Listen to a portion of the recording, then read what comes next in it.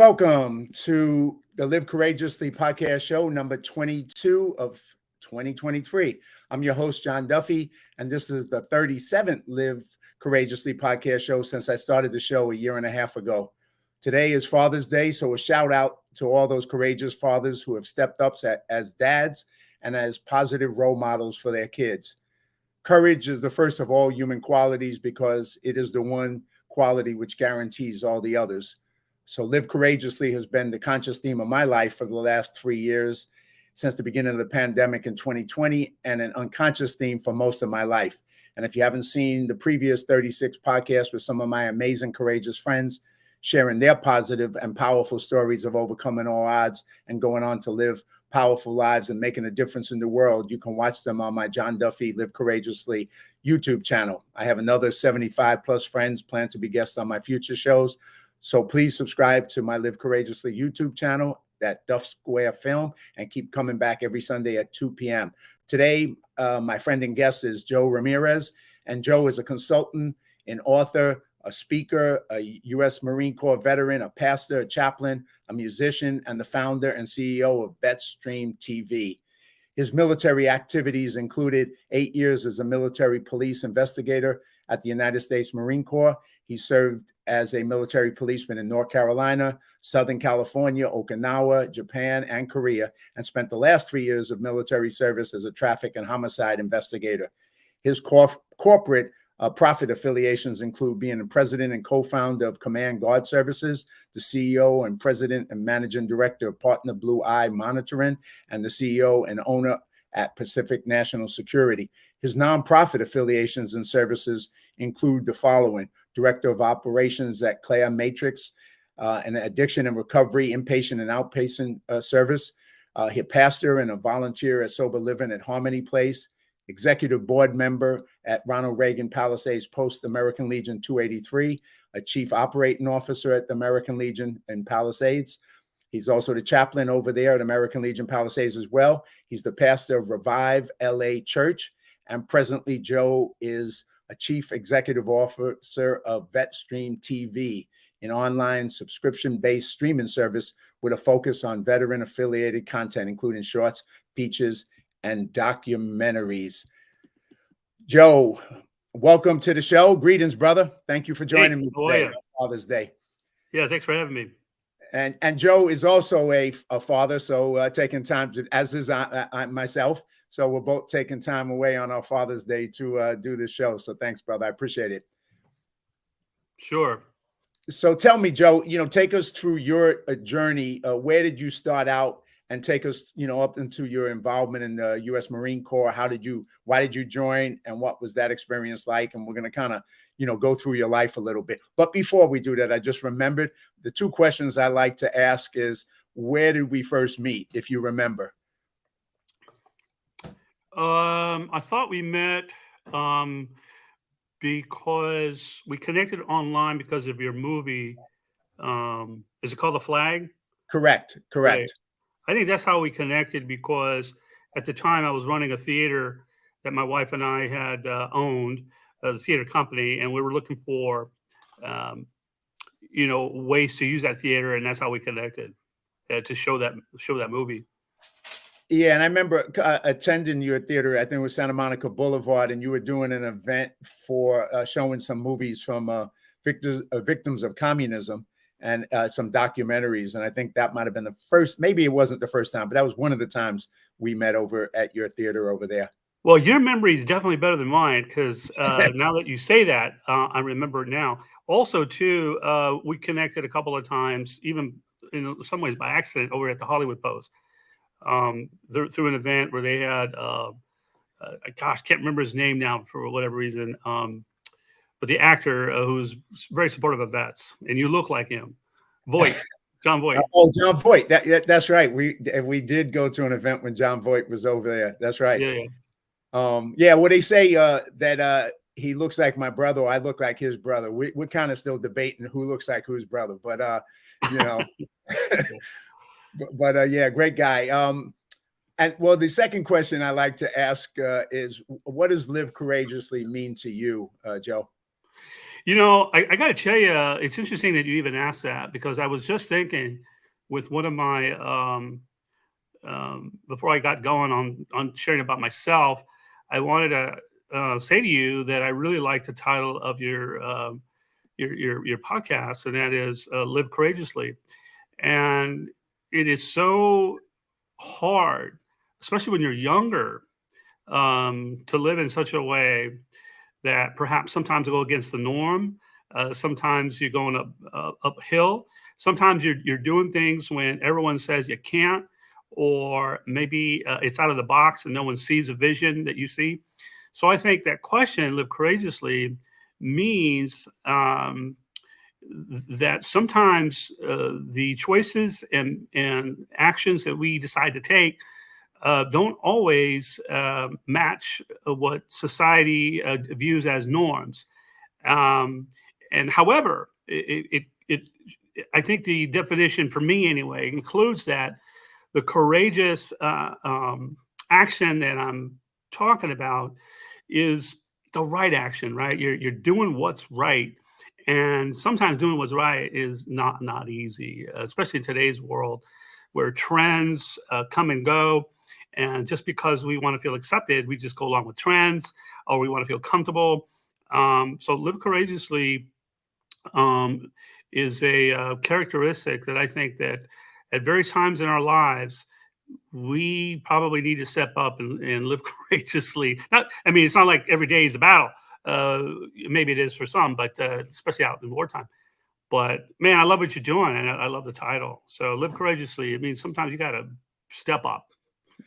Well, thank you. Yeah, and it's a reminder. When I decided to do the show, it was because I've been blessed with knowing so many courageous people, and I just felt like it was a chance to kind of put them and have them share their stories about how they've stepped up and how they're stepping up in life to make a difference. And the feeling I get from all the things you do, you've kind of done that throughout your life, both as in the military, both in corporate stuff and nonprofit work, as well as now as a pastor, as a chaplain. Tell us that journey, Joe. Where did you grow up? How did you go on that journey? Because you've obviously made some courageous choices to be who you are and not go along with the societal trends, no matter what they were.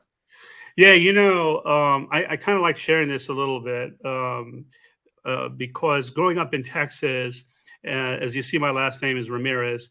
I grew up, from a Mexican family, third generation. And actually, my real legal first name is Norman. And the story behind that is that my parents did not want to, they wanted to assimilate me into, American culture, which meant also not teaching me Spanish. There was a stigma in Texas that if you had an accent, that you weren't viewed as positively as most. I'm trying to be polite here, politically correct. And I never liked that name, Norm. My middle name is Joe, and the first opportunity I had as an adult to change that name, and there's a story behind that too. I was in a bar drinking away and met a girl, and she asked me my name, and I said my name is Joe, and that was in 1996, and the rest, is history, sort of thing. But yeah, growing up, Mexican, named Norman, brown guy in Texas, I felt uncomfortable for most of my life. And when I got a girl pregnant, after being in a band for a couple of years, doing a little bit of a circuit in Austin and San Antonio and up in between, kind of fun life. I don't remember a lot of it, but just from drinking and using a lot. And I'm in recovery. We can get to that at some point. But I joined the Marine Corps because I actually needed a job. I mean, really. And my dad, who was 21 years in the Air Force, said to me when he knew that I was, I had a decision to make because I was about to become a father. He said, I know you're considering joining the military, but whatever you do, do not join the Marine Corps. And I mean, what do we do? I mean, we want to prove something. I was a rebel. I still am a little bit. And I joined the Marine Corps. And my dad didn't think I was going to really make it because, I was kind of irresponsible, late a lot, sometimes non-committal, past due bills. I think I had a warrant for my arrest. I mean, all kinds of things. But there was something about that uniform, and you hear it a lot by Marines. There's something about that uniform. There's something about going in first. There's something about being tough and all that other stuff that it's a bit of a challenge. And I actually managed the Marine Corps quite easily because my dad was so hard on me because he was Air Force. He didn't have a dad. He was on his own at 15 years old. To me, he's one of my heroes, Vietnam veteran, Agent Orange, that sort of thing. But he wasn't the most, how should I say, warm father growing up. But it actually was, that was an advantage that I have in the Marine Corps because, while they're yelling at us in boot camp, in the chow line or making us do extra push-ups or whatever they're doing, in my mind, I'm laughing. I'm like, this is like, you guys are like, this is an act, and while other guys are, breaking down, wetting their bed so they can get kicked out or getting injured on purpose, that sort of thing. I just absolutely enjoy the Marine Corps. It's an experience I never regretted. I'm glad to have that brotherhood. I'm at the American Legion right now, so I really enjoy being a veteran. But the short answer to your question was why I joined the Marine Corps was I needed a job. And I was just smart enough to be able to make the test score to become military police, which is something I wanted to do. And I'm telling you, just even back then, as you mentioned earlier, I'm a pastor. But even back then, although I didn't think that God cared about me, I was already thinking that God was actually there when I look back at it, because I shouldn't have even have made it in the Marine Corps in the beginning, because my system was so full of drugs that all those tests that they give you to see if you got any of that system, somehow I made it through. And I just barely made it enough to get clean, to stay in there and to start having a career there. And I was first stationed at Camp Lejeune, North Carolina, went to 29 Palms. A desert storm hit, and I was on the tarmac twice. But I would say this, that out of everything that I wish I could have done in the Marine Corps, I wish I'd have gone to combat. But they held us back because, as you mentioned, I was in law enforcement, and they needed a certain amount of law enforcement back at the base to watch over things or be a part of, the security out there. But I really wish I would have gone. And I don't know if anyone has told you this, but we're the country. We hadn't been to war, had a major conflict since Vietnam. The country was terrified of Saddam Hussein using gas, chemical weapons. So I was in the gas chamber like every 3 months. It's like, Wow. They would put us in the gas chamber, put on those tablets, put on our gear, take our gear off, training us up. And I ended up not going, but I learned how to use a face mask. I mean, a gas mask. But I married that girl that I that got pregnant, and that didn't last. Even a normal relationship, it's the military is very hard, especially the Marine Corps. My involvement, which kind of one of the things that why I do what I do with the American Legion, it was I had the opportunity as a producer to do some training videos with the U.S. Marine Corps. Well, that's right. And I went down to Pendleton and Quantico, and that was my first time really, up close and personal with the military, because my dad was in the Army, but he died when I was 4. So I didn't really know anything about the military. And I was kind of an anti-military guy when I was a teenager and all that. So going to that, doing those training videos for the Marine Corps introduced me to the Marines. And I met some of the best people I'd ever met in my life. And it impressed me with the leadership and the skills and the attitude that was being, promoted within it. I walked away from that experience feeling, what can I do? How can I serve? How can I give back? I can't be a Marine, but what else can I do? So that's kind of how I got involved in veteran support stuff. So it was that opportunity that opened the door for me. And I'm thankful and grateful that I had that opportunity so I could do what I do today. Well, people, the military need people like you who've got a sense of connection and cause. Otherwise, we're kind of just on our own.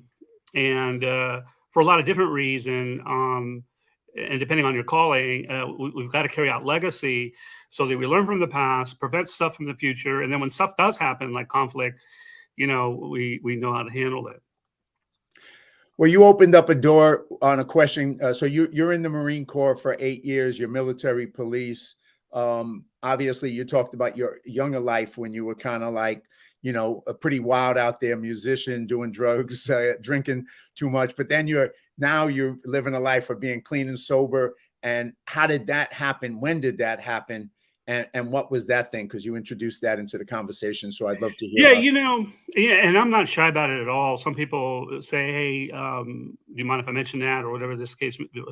I think that one of the best things that we could do for one another in society, and it's not for everybody, is to share your story, your testimony, as we would say in the recovery meetings, your experience, strength, and hope.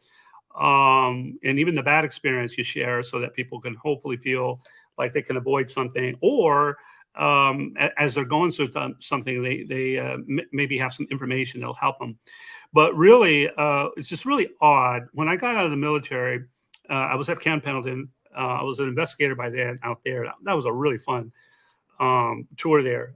I had met a woman out here in Los Angeles. I'm not with her, but today, but I met her, and that was the reason why I got out of the Marine Corps out here in LA and moved in with her in Los Angeles. But I kind of started having my own little PTSD. It's like really weird. I was in Okinawa. I was in Korea, 29 Palms, as I said, Pendleton. I've been through some special training, and I've been to a lot of different types of physical confrontations, altercations, being in the Marine Corps, having to take people down, that sort of thing. And I think when I got out, and the therapist thought it was because I lost that sense of security with the Marine Corps, but other therapists had other theories. But I started having like severe panic attacks. In fact, my first panic attack I had, I'm wearing a gun and belt and a badge and a uniform out of Camp Pendleton. And I just started having these episodes. And so I would try to drink myself to calm this. And at some point, it stopped working. No matter how much I drank, it didn't work. In fact, it just made things worse. The very next day, I had a hangover. I started making really dumb decisions, all kinds of silly stuff like drinking and driving. Had my first DUI while I was in the military. So I went to go see a therapist at the VA. And here's the thing about the VA. VA gets a lot of a bad, reputation or bad rap, and they deserve a lot of that criticism. But the doctors I had were great. And also, if anyone's watching this, I think this is something to be said, to do something courageously. For me, I didn't feel like at first I was getting the proper care, but I pushed. I said, I'll speak to your boss, or I'll speak to the next director, or I'll speak to the next doctor, that sort of thing. We don't have to accept status quo. And I got good care out of the VA because of just insisting that I, find the right care. But I ran into this doctor, and he said to me, Joe, do you know what day it is today? I said, okay, it's Tuesday, or whatever it was. Do you know what time it is? Yeah, so okay. Count backwards from 10 to 1. I did. He goes, you're not crazy. What you need is some serious counseling. And because I was so impressed with him, when we went into the program, I asked if that doctor was a part of the program, which he was, Dr. Quintanar. He never returns my calls because I want to thank him for saving my life. But I think he does that to keep that separation between doctor and patient, and then patient moving on. And he kind of told me he would do that. But I just want to thank him so much, because some of these doctors probably don't realize, or probably hear the stories that aren't success. I actually don't know this, but just my instinct. I just feel like I want to thank him, man, because I owe him my life in a lot of ways, because he said this. So I went to a session, and he says, Joe, so how's it going? I said, well, I got drunk last night. After about the third time he's saying that, he goes, I can't see you anymore unless you get sober. There's no way. I can't help you. Stop it.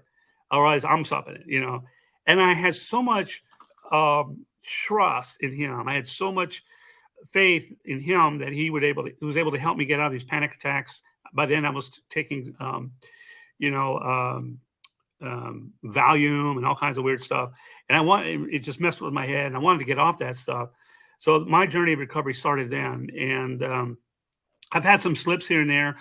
I'm 10 years sober now, but really he started that journey. And here's what I learned. I learned that, you don't really need that in your system to have a good time, to live a full life, to do things. You've heard this, I'm sure. Liquid courage.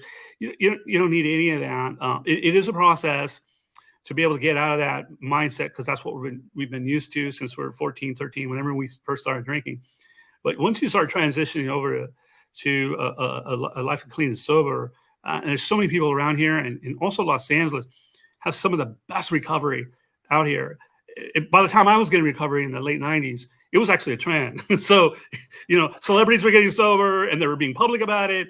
Politicians were, and, so I felt like I was part of the cool club. And by the way, some of these meetings, I mean, you're sitting next to very successful people. You'd recognize them in movies and stuff like that. So that was kind of inspiring too. It's sort of like, wow, if this very, very famous boxer, is saying, look, this is saving me. And a guy like me, seeing a guy being humble like that, I'm like, well, you know what? I can be humble too, or at least try. So I know a little tangent here, but I really believe that, without that doctor from the VA and me getting recovery, that I would have the life that I have now, which I'm sure we'll get into a little bit about some of the things I've done and some of the things I'm doing now, because I got plenty to do, just like you. Yeah. Well, use that to pivot. I'm going to put up this is a book you wrote called Bounce Back with Faith, and it's on Amazon. And the subtitle is We're Designed to Bounce Back. So that book, when did you write that? And I'm assuming that is part of your story that you shared in that book. Why did you write it? When did you write it? And what was the message of that book? And what message will people take if they pick that up? Well, simply this: if you could put it back up, and I'll talk. If you look at that red highlight, is that we are designed to bounce back, and you can take it off now. That was sort of the core principle or reason or drive behind that book, because I had felt like, after having my little run-in with the law, the drugs and alcohol, the struggle and anxiety disorder, maybe it was a little PTSD, that after being through all that and then get to a comfortable state to be able to do all kinds of really cool things, I felt like I strongly believe that we are all designed to bounce back. We are designed this way. And I think it's a very important message, because a lot of people feel like they'll never get out of their rut, or they'll never achieve their dreams. And there's a lot to that too. Sometimes you're pursuing the wrong dream. But so that's what it was, man. We are designed. Well, some people say that, hey, we're born this way. And sometimes there could be a negative connotation with that. But it's also the other way around. I strongly believe that we're also designed to bounce back. And so that's where that came from. And it was a journey from, not walking in faith to walking in faith and using some of the lessons that are taught to us in our faith to bounce back. And they're all basic principles. It really, really is sort of like, I'll give you one of the first ones. Well, I think all of us would understand or see in these recovery programs, we got to admit we have a problem. Well, okay. You admit. Sometimes we feel it, and it's like, I don't even have to admit it. I feel it, But there's a second part to that, and that is that, we as a human race really don't have as much as power as we think we have, right? In other words, there must be something bigger and greater out there than us. And I think that if anything that the pandemic taught us was that, I mean, my goodness, worldwide, we're scrambling to get a vaccine or, contain this. I mean, as smart as we think we are, we really had a rough time for a couple of years trying to stay safe, stay healthy, not die. So my point being is that there's something out there in my belief system, and mine is God, Jesus, Holy Spirit, that there's something bigger and greater than us. Okay, so now you have that. Can we tap into this greater being, greater power, higher power? Can we tap into that or connect with that in such a way that we can form a relationship, and then also now have a relationship such that helps us and gets us through whatever we need to get through. And also when we're feeling like we can't go any further, like, it's sort of like, you're benching 225 pounds, like I know you do. I think you do like 245 or something like that. But can you do that extra rep, sort of thing. And I think that's where that higher power, that my Lord and Savior, that's where that extra power comes from, is something higher and bigger than ourselves. And I think I'm kind of messing it up a bit, but that is the beginning of, needing that help to get over whatever crap you need to get over, because a lot of us have like weird addictions or weird obsessions, that sort of thing. And sometimes we can't do it on our own, but we're designed to reach out. It's just like I always say, because I say God had a bigger plan for my life than I had for my own, right? And I grew up and I dropped out of high school when I was 15, and my goal was survival. I never, ever envisioned the life I live or what I do and work in the film industry and all this stuff. It was never on my agenda, or never in my wildest dreams could I ever imagine that I do what I do now, and you realize you put in your effort, you do what you do, but somehow there's a bigger plan. And like you said, there is that beyond you, that higher power, that ability. And it's kind of led me to where I have a life today. And so, I mean, that's something to understand that we don't have all the answers ourselves individually. We just don't, Yeah, you're saying it better than I, because that was the second part to that I think has to be mentioned, that sometimes what we think our plan is not our plan, and and once we realize that, and like you said, you've got like, wow, God had a different plan for me. We can also get into a space of gratitude, man. It's 100%. like, whoa, this is like, I thought I was going over there, but I'm over here, and wow, this is so much better over here, sort of thing. Well, and that thing of gratitude, I mean, I've made it for years since I've kind of adopted that. Every day I have a gratitude journal that I write things that I'm grateful for. And, it's, to me, it's one of the most powerful gifts in my life, because I think to wake up every day, and, I've been through struggles. I've been through financial struggles and, personal struggles, and just like all of us, we're human. But even in the middle of your hardest times, even in the middle of your worst times, looking at what you're grateful for just gives you a strength. It just gives you a strength to keep going. And it gives you a strength to appreciate what you got, even if it isn't everything you want. You still got it. You know what I mean? That's right. And what you're also saying too is, like, no matter what's going on, that we can have a sense of peace with that.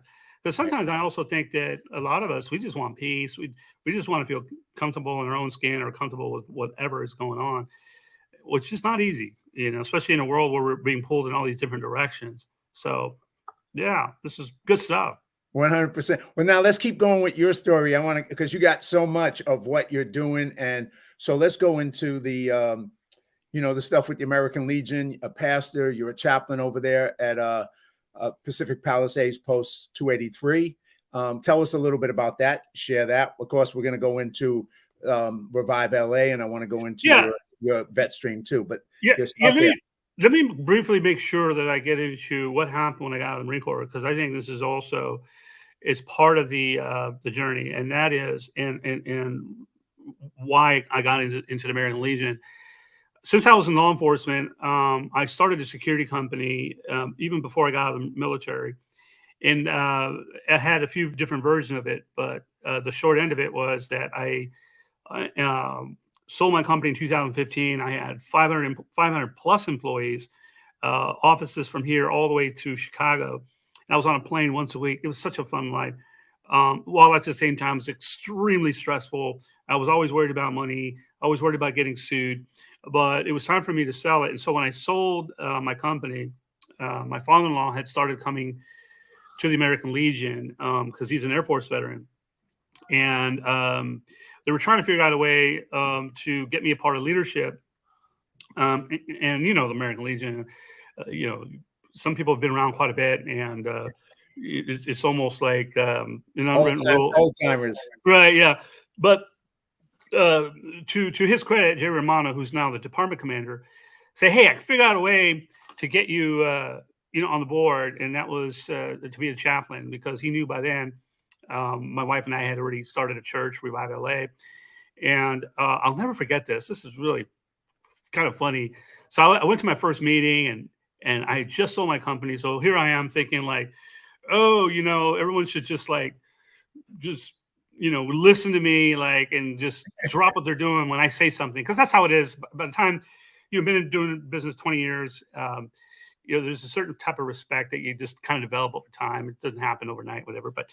And I remember I said, I want to put in motion to do whatever. And they said, oh, chaplains don't have any voting rights. And I'm like, that was like my first indication, like, okay, you're starting over. And then I said, okay, well, I'll pray about it then.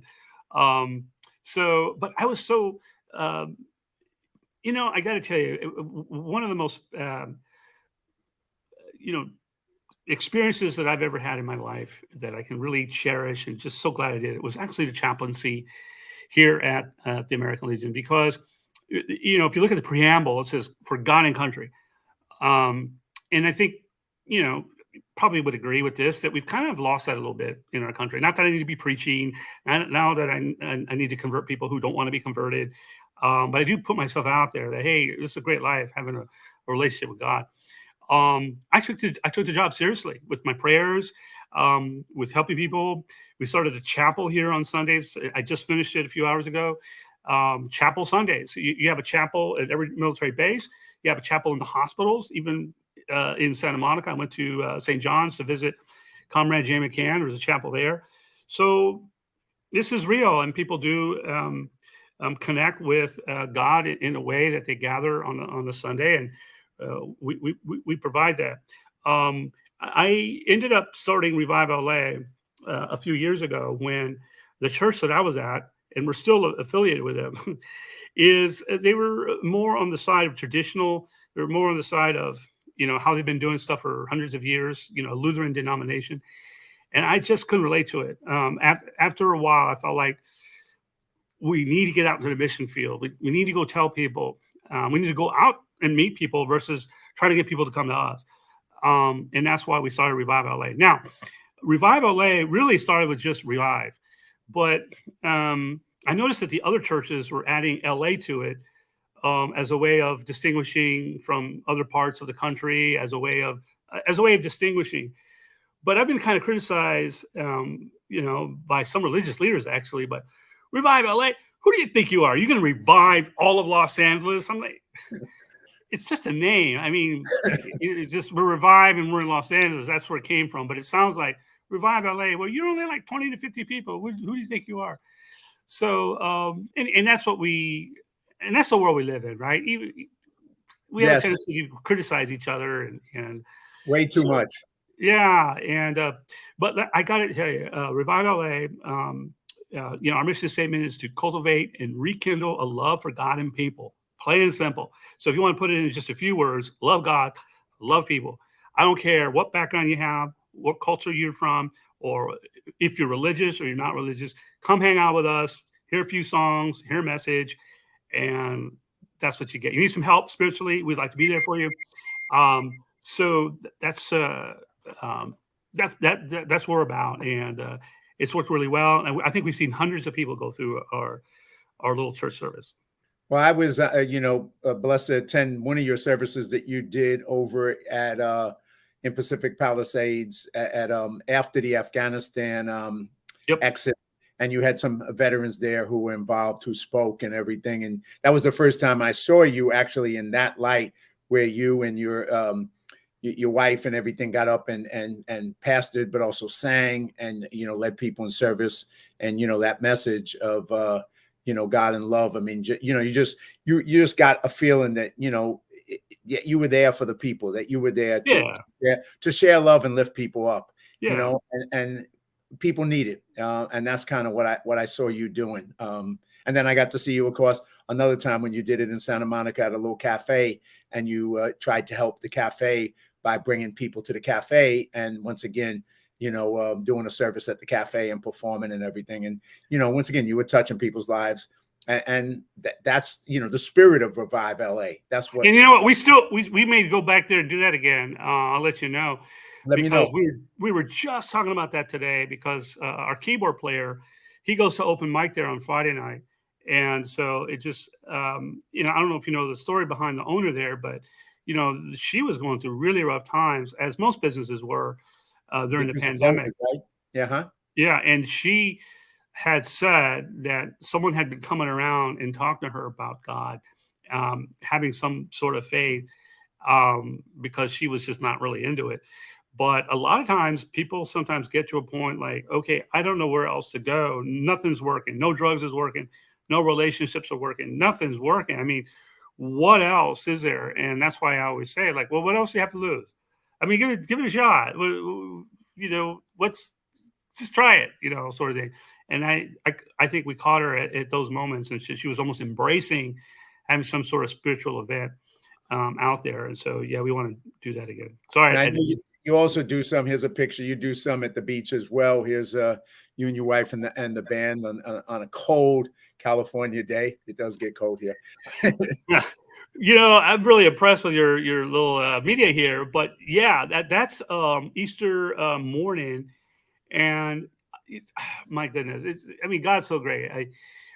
First, every time that we've set up there, we don't get a permit or anything like that, and that's probably not good on my part. I'm like, come on, we're just out there. We're only out there 30 minutes. Come on. Is that the rebel still in you, brother? Oh my gosh. Yeah, I know. I wish I need to pray about that. But the park ranger comes by and I think someone called on us and says, hey, you got to shut down. I'm like, I'm not shutting down. And he says, well, you're going to get a ticket. I'm like, well, give me a ticket. I'm not shutting down.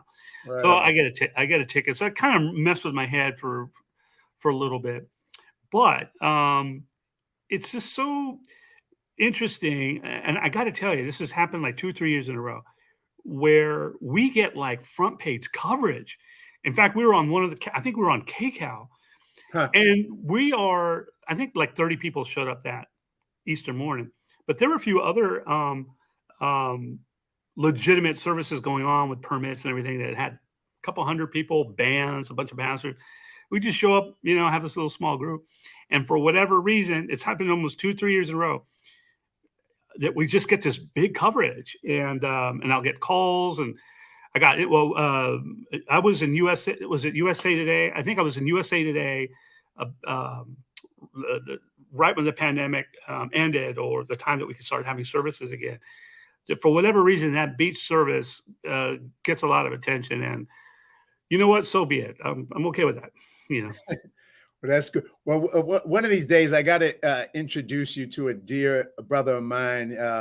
He's a pastor too, Rudy Gonzalez, and he was a Force Recon Marine. Oh, nice. And he's out in Temecula now, and him and his family have a mission ministry called CERT Ministry, and they go out and they rescue children from sex traffickers, and they've been doing it for years. Wow.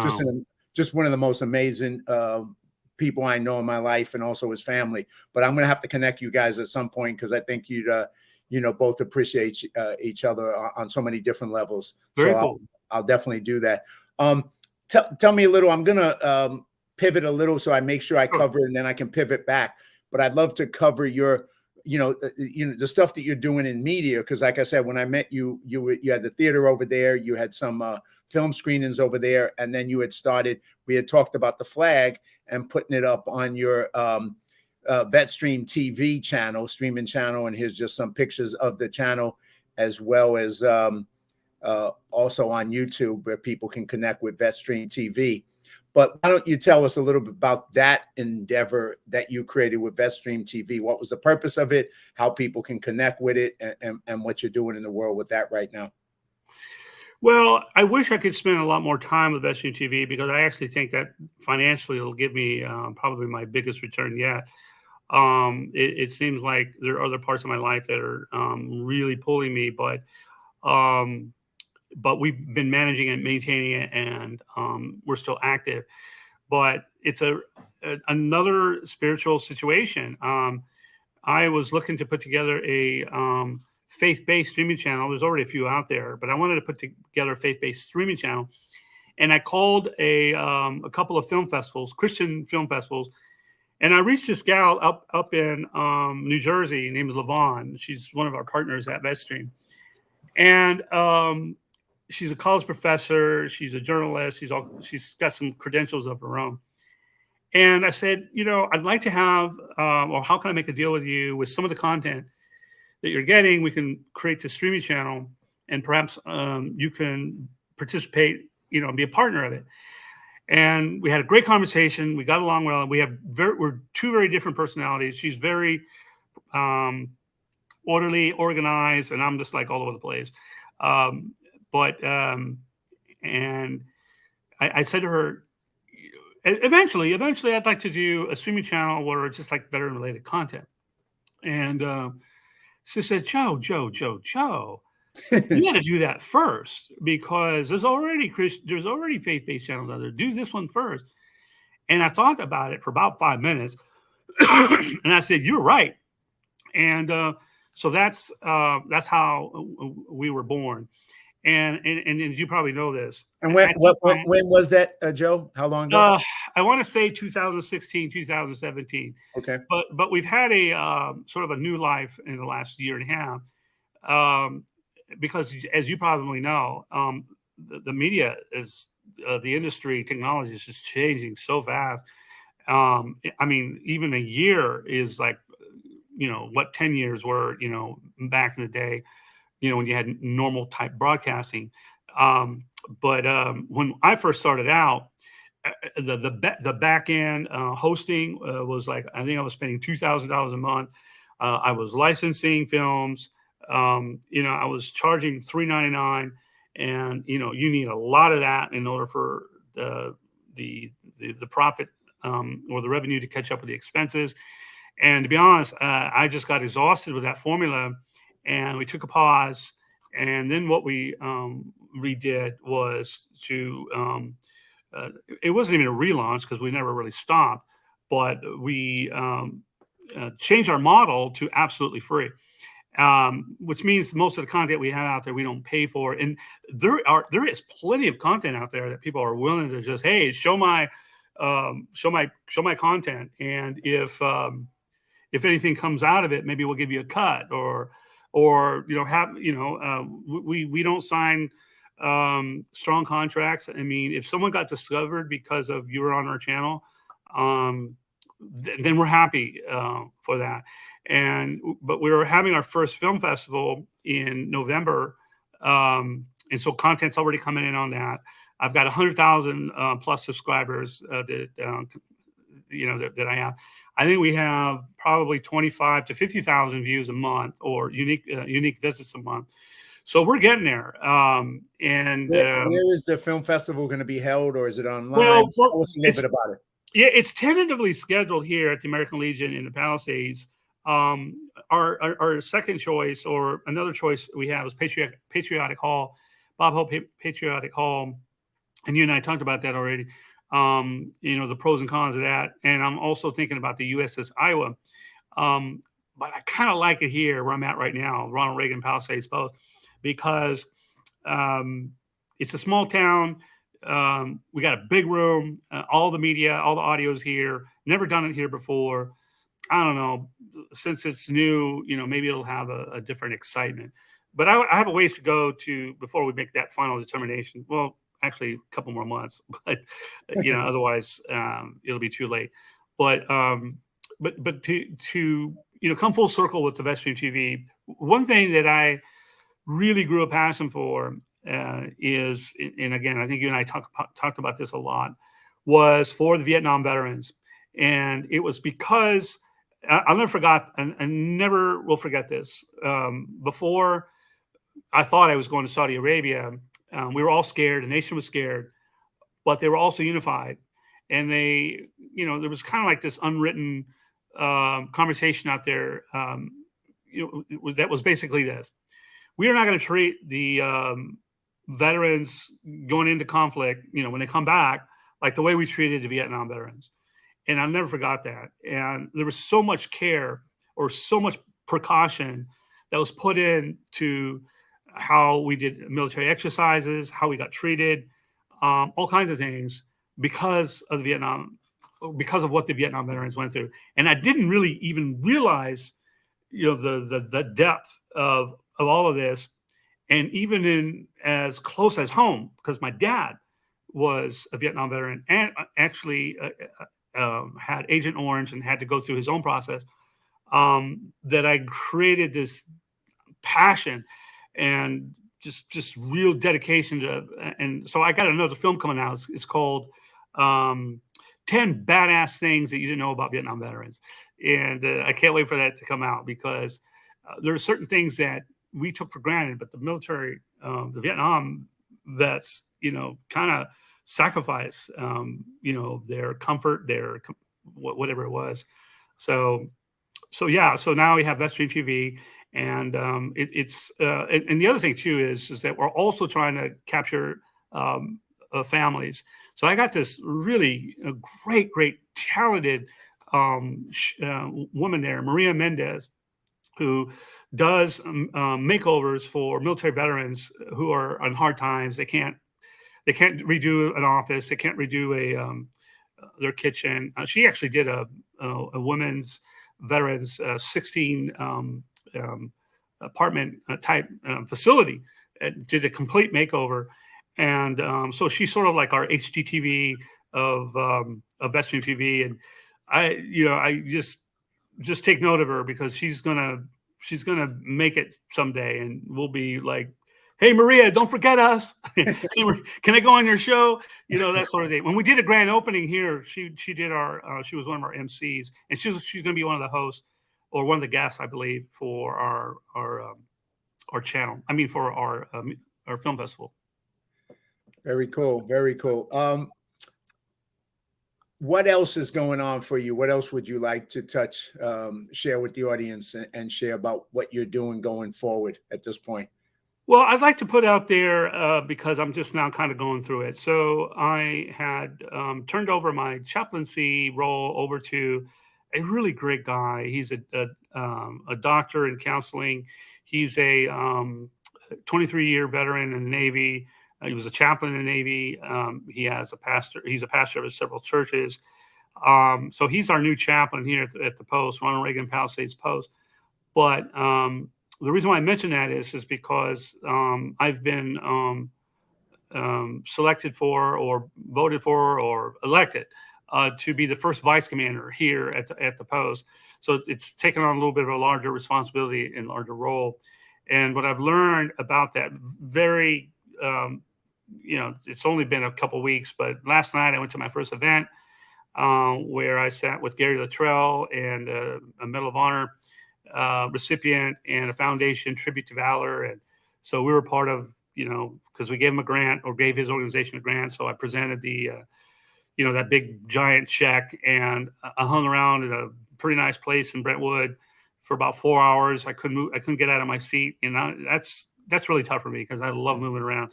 But so it looks like I'm going to be a little bit more interactive with the public when it comes to veteran cause, veteran support organizations, and doing what I can to raise awareness. So it's a different role lately. And then along those lines, I didn't mention this, but you'll soon hear about it, is that we're doing our first spirit hike. So it's a hike that we're doing in September. And we're flying out Jessica Lynch. I don't know if you heard of her. She was a POW out of Iraq, one of the first women POWs. Who was wounded during that, right? What's that? She was one of the first ones wounded or something, or yeah. I should probably learn more about her story. But I have a vague remembrance of that story. But yes. Yeah. Well, the nation kind of like, oh my gosh, there was a woman POW, and they were kind of probably using her as a Yeah, and they made a movie out of her, out of the Right, story, right. and she's experienced a lot of trauma. So she's going to be our guest speaker, and we'll be filming that.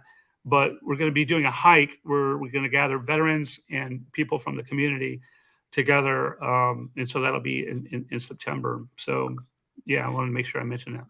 And just with that, for people who don't know, and obviously some of my audience knows and some don't, but I'm a son of the Legion, which means I was able to join the Post 43 in Hollywood because my dad was in the U.S. Army. So what is the Legion, and who can join it, for people who are not familiar with how they could get involved with something like the American Legion?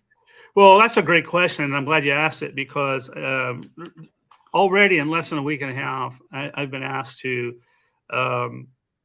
speak right on the fly, and usually I'm okay with speaking on the fly. I like hearing myself talk, but in this particular role, I'm learning that there are things that that probably should be mentioned, and that was one of them. Even last night, I'm like, okay, a lot of people don't know who the American Legion is. I actually didn't know, Right. all right, and it's important that very important that people know. It's the largest veteran organization, nonprofit in the country. Millions, even though there's a down turn on the membership, there's millions of members. That was chartered and started in 1919, and there's posts. I guess you could call them chapters, but posts all throughout the country. And we just happen to be the one in Pacific Palisades. Now, the purpose of the American Legion, and they've got 4 pillars: Americanism, and they have veterans, but really it's veteran support, and it can look different. Support is in several different ways. It's pointing people to get proper treatment, proper care, maybe some training for a job, camaraderie, just hanging out. But I do think, though, that the American Legion is examining itself to how it can reach the next generation of veterans, since it's not the same. What Vietnam veterans and World War II people were interested, or those veterans interested in at those particular times, is not what the veterans of today are interested in, and I mean specifically like gaming. They just, I think, passed a resolution. It's going to be in the Constitution that gaming is going to be part of our. And I think have you interviewed Andre yet? Andre Andrews? Yeah. Yeah, he's a good friend. Matter of fact, he took me and my daughter horseback riding. I went out to his Warrior Road farm. Yeah. And So we have went you interviewed him? a couple weeks ago. Yeah. Have you interviewed him? Oh yeah, I did interview him. He was. Oh, okay. Because he's a hard guy to pin down too. Oh yes, he is. He's very well. He works nonstop between the horses, the equestrian nonprofit he does, being part of your post, and then of course he works on a legal program that provides legal services to veterans. So but he's all over the place, and a great guy. Yeah, he ushered in this whole gaming thing, and not surprised. Yeah, so again, I mean, that's just an example of a veteran interest that didn't exist probably not even 5 years ago, or maybe so. We just didn't see it. So yeah, the American Legion, large organization, nonprofit for veterans in the country, is looking for ways to usher in the new generation and how we can support one another. Excellent. And once again, obviously all veterans can join it. It's an organization for veterans, but Sons of the Legion can join if their parents were in the military, and then there's an auxiliary as well that people can join, correct? So those are the different ways that you can be involved with the American Legion. Yeah, I feel like the auxiliary doesn't get the attention that it deserves. So it's going to be one of my next sort of purposes, I guess, or goals, is to raise awareness for the auxiliary, because who are usually wives or daughters of veterans, and they're women. But I really like how they participate, because they do stuff like veterans don't really want to do, like set up tables or do something decorative or participate in like 4th of July, that sort of thing. family events, things like that. Yeah, which are all important stuff for sure. And the Suns, oh my gosh, they've always, at least here at our post, they're one of the stronger entities of the American Legion because they are getting together actually more from what I see out of sense of appreciation, where the veterans, there's a sense of call, there's a sense of giving back, or maybe you need help, sort of thing. The Suns have a different attitude, and as a result, it kind of all fits well together, here at the American Legion. Well, as we wrap the show up, I think, we covered a lot. We covered, your book. People can check out your book online on Amazon, obviously, Vetstream TV on YouTube, Vetstream TV on the internet. If people want to get involved, watch the content, share content. If you have content to reach out to you, obviously, if they can join the American Legion Post 283, if they're in that area and want to become part of what you're doing out there. So there's a lot of ways. How do people contact you, and what kind of takeaway a message would you like to give people who've watched the show today and heard all the things that you've done? Because I think you're a good example of someone who's lived a courageous life, someone who's lived a life of service and contribution, and then gratitude. And I think those are all the kind of things that we need more of in the world today. And you're a good example of that. So yeah, take away to close, man, and share whatever. Yeah. So one way to get hold of me, really easy, is joe@revivela.net. Super simple, joe@revivela.net. I would say that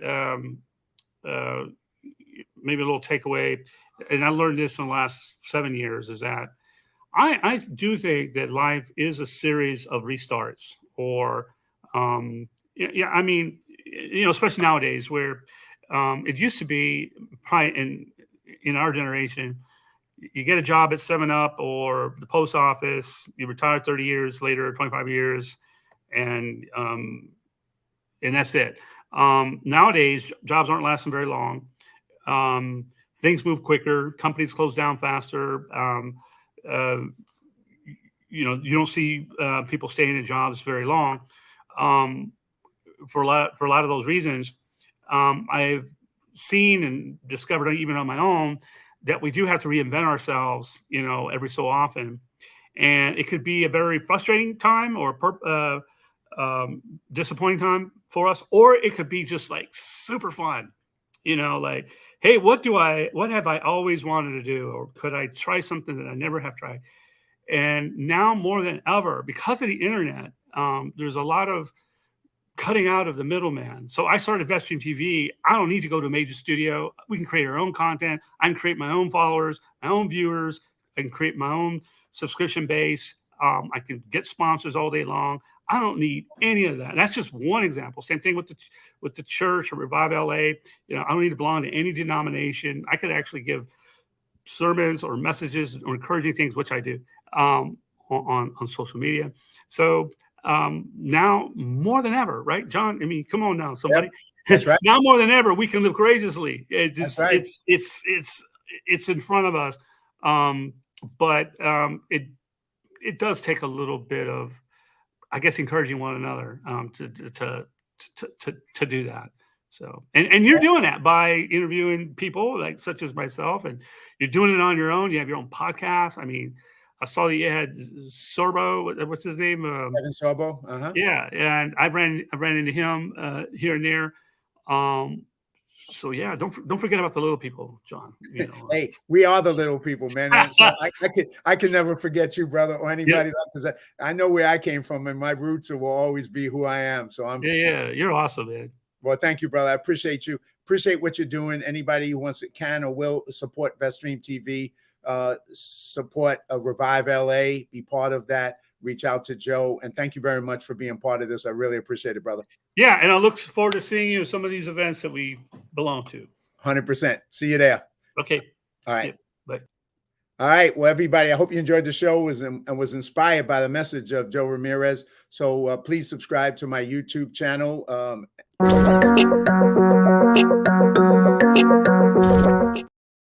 And you can go here. These are where you can reach it. Live Courageously with John Duffy. Join me every Sunday at 2 p.m. to meet other incredible guests. And once again, may you make your life a masterpiece, and God bless.